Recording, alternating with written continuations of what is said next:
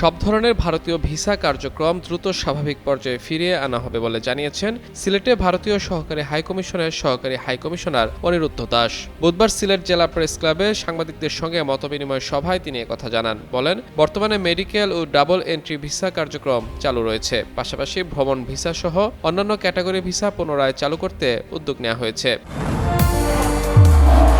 নির্মাণে number 1 Shah cement. সহকারী high commissioner বলেন, দুদেশের সম্পর্ক আরও জোরদার করতে ভিসা প্রদানে সর্বোচ্চ সহযোগিতা অব্যাহত থাকবে। অনিরুদ্ধ দাস বলেন, পারস্পরিক শ্রদ্ধা ও সম্মানের ভিত্তিতে ভারত বাংলাদেশ সম্পর্ক প্রতিষ্ঠিত। দুই দেশের জনগণই হবে স্থিতিশীল, ইতিবাচক, গঠনমূলক, দীর্ঘমেয়াদী ও পারস্পরিকভাবে লাভজনক সম্পর্কের প্রধান অংশীদার। তিনি আরও বলেন, বাংলাদেশ ও ভারতের চিন্তা চেতনায় মিল রয়েছে।